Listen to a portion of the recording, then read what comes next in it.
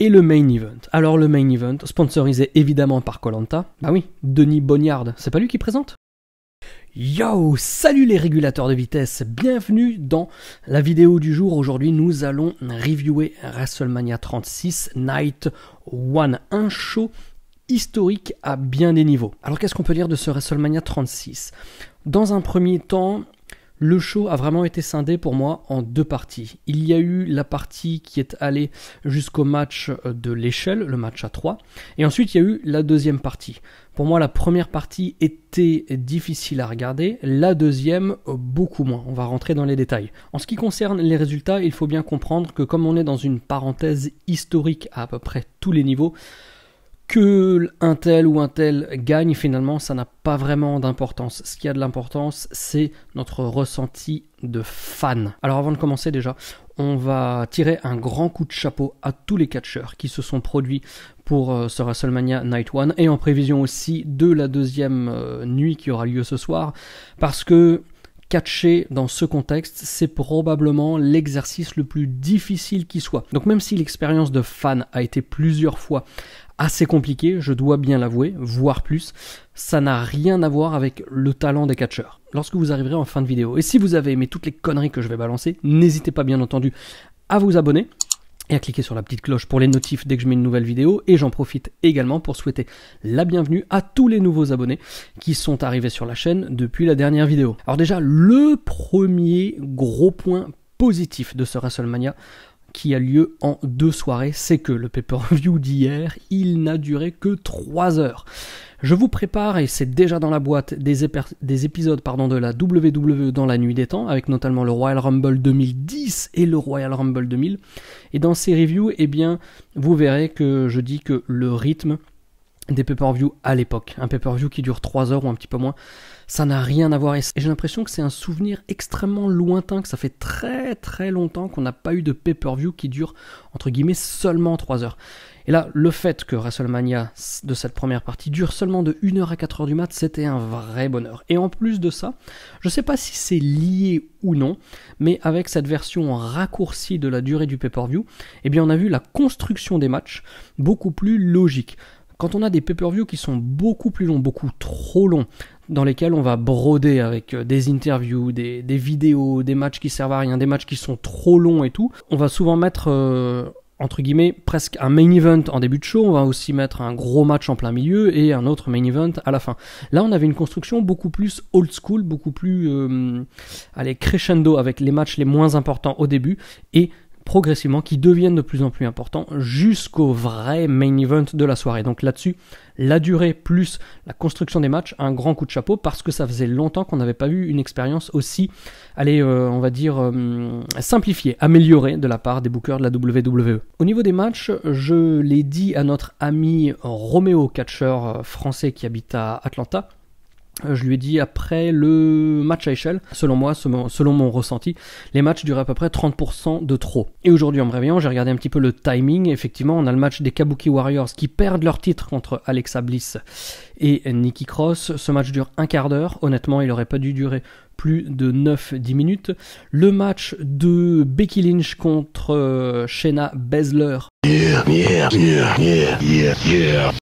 Lui, il a duré moins de 10 minutes, donc ça allait niveau durée.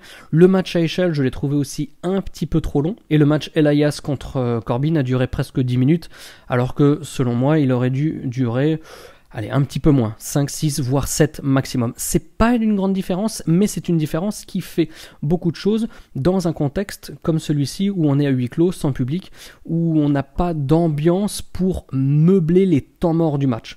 Parce que c'est surtout ça le problème, c'est que quand on dure, on va faire plus de psychologie, on va faire plus de selling, on va prendre plus son temps, et donc on va avoir des creux comme ça qui ne peuvent pas être compensés par l'ambiance. C'était sympa aussi que pendant le match à échelle, moi je balance un petit peu comme ça, je mélange tout, on s'en fout. Dans le match à échelle, j'ai bien aimé le fait qu'il profite des enregistrements pour aller tenter des trucs, comme par exemple le bump de Jimmy qui passe par-dessus la troisième corde, qui tombe par terre, mais on voit pas la chute. Donc de toute évidence, il y avait un gros matelas pour l'amortir. Donc ils bénéficient d'une petite liberté, légèreté comme ça de construction des matchs, et puis ils peuvent très bien remettre à plus tard un truc qui a été raté en le recommençant tout simplement. Et là, pour le coup aussi, c'est d'assurer une plus grande sécurité des catcheurs, qui malgré tout reste l'objectif numéro 1 pour tout le monde dans un ring. Dans le même match à échelle, Morrison qui fait où il a marché sur la troisième corde et il finit en Spanish Fly, ça c'était un truc absolument extraordinaire, mais malgré tout ça, jusqu'au match de l'échelle, je dois dire que c'était assez compliqué. Alors est-ce que c'était assez compliqué parce que j'avais dormi un petit peu avant et comme je m'étais réveillé au milieu de la nuit pour regarder le show, eh bien j'étais encore un petit peu patraque. J'ai eu plusieurs avis sur le catch à huis clos. J'ai d'abord trouvé que c'était extrêmement compliqué. Ensuite, l'AEW a montré qu'on pouvait faire ça de manière très intelligente, plus intelligente. Ensuite, la WWE a modifié un petit peu son mode de fonctionnement pour me faire mentir et finalement, AEW, WWE, on avait quelque chose d'un petit peu plus digeste. Mais là, franchement, c'est très compliqué. Une fois de plus, ça n'enlève rien au talent des catcheurs, à tout ce qu'ils accomplissent dans le ring, tous les efforts qui sont faits. Mais en termes de construction des matchs, il faut réinventer le catch, il faut réinventer la manière dont on construit, dont on produit, comme on le dit, entre guillemets, les matchs, avec quel type de séquence, quel move, etc.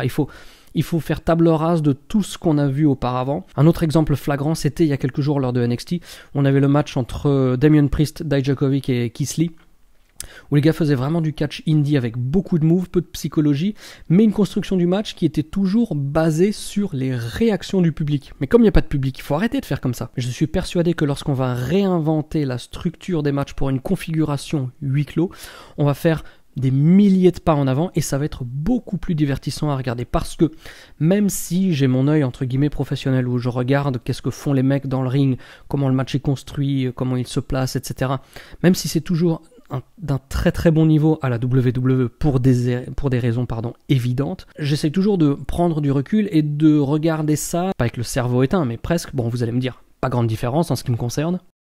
Mais ce que je veux dire, c'est qu'en restant superficiel en tant que fan pur, je peux pas.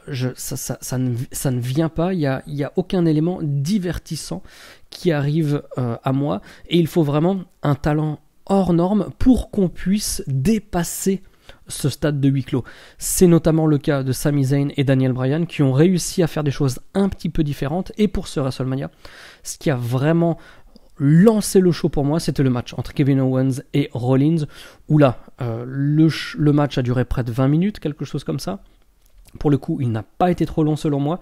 J'ai eu une grosse frayeur au milieu du match, lorsqu'il y a eu le premier finish par disqualification, victoire de Kevin Owens par disqualification, suite à Seth Rollins qui lui met un coup de gong dans la tête, parce que ça fait quand même pas mal d'années qu'on a souvent, comme ça de manière un petit peu impromptue, des finishes en piscine de chiasse, pour ne pas dire ubuesque.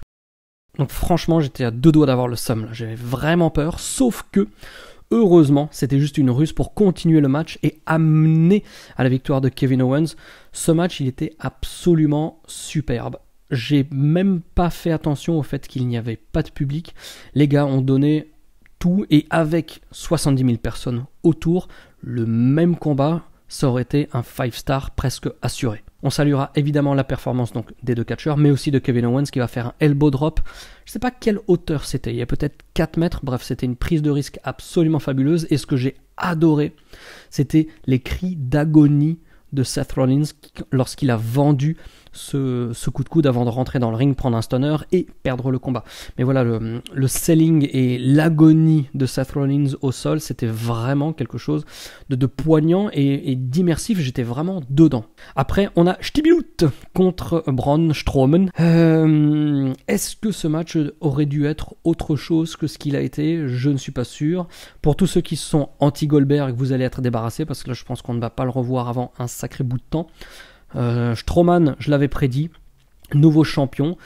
Oui, ok, il y a eu quoi? Il y a eu 3 spears et 4 power slams pour la victoire de Braun Strowman en à peine 2 minutes 30. Là, une fois de plus, mais on peut pas faire autrement. Ce type de match sans public n'a aucun intérêt parce que ce qui compte dans le fait de faire 3 spears, des pins, des dégagements in extremis, etc. C'est de jouer avec l'excitation de la foule qui est en train d'être témoin d'un match tout à fait particulier entre des colosses. Et le main event. Alors le main event, sponsorisé évidemment par Koh Lanta. Bah oui, Denis Bonniard, c'est pas lui qui présente ? Le match du cimetière, Undertaker, AJ Styles, le Boneyard match. Alors c'est vrai qu'au début on ne savait pas vraiment quelles étaient les règles, si c'était un match du cimetière, voilà, on connaissait pas trop. Mais on a rapidement vu qu'il y avait une tombe qui était creusée avec une pelleteuse dont le godet était plein de terre. Donc de toute évidence c'était plutôt un match Buried Alive. Petit point historique, les matchs Buried Alive, il y en a eu. Le premier c'était lors du In Your House du même nom, Buried Alive, en octobre 1996 avec Undertaker contre Mankind. Ensuite on a eu Undertaker contre Steve Austin lors du In Your House Rock Bottom de décembre 1998. Après, lors d'un SmackDown en septembre 1999, on a eu la Rock and Sock Connection, donc Mankind et le Rock contre Undertaker et Big Show. Vince McMahon Undertaker lors de Survivor Series 2003 et 10 ans plus tard lors de... non pas 10 ans, 7 ans plus tard, je dis pas de conneries, Bragging Rights entre Kane et l'Undertaker. D'ailleurs comme ce show date de 2010, vous savez qu'en 2020, eh bien vous aurez la review sur la clinique. Bref, donc ce Boneyard match, avant que ça commence, j'avais beaucoup d'attentes, mais je ne savais pas du tout à quoi m'attendre. Je me disais que ça pouvait être aussi fabuleux que ça pourrait être absolument horrible, genre la plus grande piscine de chiasse de tous les temps. Et le résultat des courses, mes amis, c'est que je n'ai jamais été aussi surpris, et vous l'avez vu dans mes tweets, si vous êtes abonné à Wrestling Clinic et que vous avez suivi mes tweets pendant le show, ça a bien commencé. Ensuite, c'était vraiment super, et au bout d'un moment, j'ai laissé tomber, c'était carrément fabuleux. Tourné comme une espèce de bagarre de vieux film, entre la réalisation au niveau des plans, au niveau de l'ambiance, au niveau de la musique, l'habillage musical était vraiment fabuleux. J'ai lu de ci de là sur internet que le match était un petit peu long, voire très long. Pour moi, j'ai pas vu le temps passer, c'était un plaisir absolu, c'était formidable. En plus de ça, la prédiction de Pendejo Maximo, vous savez, le catcheur mexicain qui a fait les pronostics de WrestleMania hier, eh bien sa prédiction s'est réalisée. AJ Styles qui fait son arrivée en imitant l'Undertaker. Voilà, pareil, c'était une belle surprise. Undertaker donc qui arrive en moto en badass. Il y a aussi l'intervention du OC. Il y aura plein de druides. Enfin, ça va dans tous les sens. Il y a des hope spots, il y a de la magie, il y a des super pouvoirs, il y a tout ce qu'on veut. Mais au-delà de tous ces éléments, ce que j'ai adoré également dans le match, c'est l'Undertaker. Pas pour son catch, mais pour la manière dont il a mené le combat et tout ce qu'il a dit. Et pour moi, toutes les phrases qu'il a balancées, la manière dont il a raconté l'histoire du match pendant que le match se déroulait, c'était quelque chose de fantastique. Donc la WWE nous a proposé quelque chose que je considère comme étant historique à plusieurs niveaux, notamment parce que c'est lors de WrestleMania 36, parce que c'est presque une première, un Buried Alive match dans un cimetière, et la manière dont ça a été monté, pas du tout comme du catch. D'ailleurs, Roméo l'a dit très bien sur un tweet, quitte à ne pas pouvoir faire du vrai catch à cause de la situation actuelle, autant faire quelque chose qui s'en éloigne à fond. Et là, on est purement dans une démarche cinématographique qui était 5 étoiles. Donc même si les 2 premiers tiers du show étaient assez compliqués pour moi, je me forçais vraiment, enfin c'était, je regardais comme ça, je regardais, j'étais passif, j'arrivais pas à rentrer dedans, pourtant je voyais tous les efforts qui étaient faits dans le ring, mais pour moi la sauce ne prenait vraiment pas parce je considère qu'en l'état elle ne peut pas prendre. Comme j'ai dit il y a quelques instants, il faut qu'ils changent leur manière de procéder et ensuite peut-être que ce sera possible. Par contre, Kevin Owens, Seth Rollins, performance absolument géniale, et le main event. Je suis très curieux de voir à quoi ressemble le match, déjà maintenant, après l'avoir vu en live. Est-ce que c'était un petit moment comme ça, de nouveau une parenthèse, une petite bulle dans laquelle on profitait du truc? Est-ce que maintenant, après le show, est-ce qu'il est aussi fabuleux? Est-ce que tous les éléments qui m'avaient marqué lors du live me marqueraient? Et aussi, ce qui m'intrigue, mais ça on ne pourra pas en parler avant très longtemps, c'est de voir comment est-ce que va vieillir ce match historiquement. Est-ce que dans 2, 5, 10 ans, on se souviendra de ce combat comme peut-être celui qui a complètement sauvé WrestleMania? Parce que sans ce main event, ça aurait été finalement pour moi presque une hécatombe, si ce n'est les deux matchs de Stibilut et Rollins, mais une fois de plus pour que les intentions soient claires, hein, je le répète, toujours, parce qu'il faut que ce soit répété, ça n'a rien à voir avec les catcheurs, c'est un problème de contexte, et l'enjeu c'est d'arriver à s'adapter le plus rapidement possible, mais je pense qu'ils sont sur la bonne voie. Peut-être que ce soir, lors de la deuxième nuit de WrestleMania 36, nous aurons d'autres bonnes nouvelles, mais en tout cas, même si ça a très mal commencé, le souvenir que j'ai de ce WrestleMania 36 Night 1, c'est le main event. Et finalement, comme je le dis souvent, que ce soit un show ou un match, on peut mal commencer, un mauvais début, un mauvais milieu. Tant que la fin est bonne, les gens rentreront chez eux ou finiront un match en ayant un bon souvenir. Et à ce niveau-là, j'ai envie de dire pour la WWE, même s'il y a eu plein de manquements, etc., j'ai envie de dire WrestleMania 36 Night 1, mission accompli. Voilà les amis, moi je vous donne rendez-vous ce soir à 20h pour un nouveau live sur Catch Club en compagnie d'Ali et de Dimitri, et moi évidemment je vous donne rendez-vous demain pour le débrief et l'analyse de WrestleMania 36 Night 2.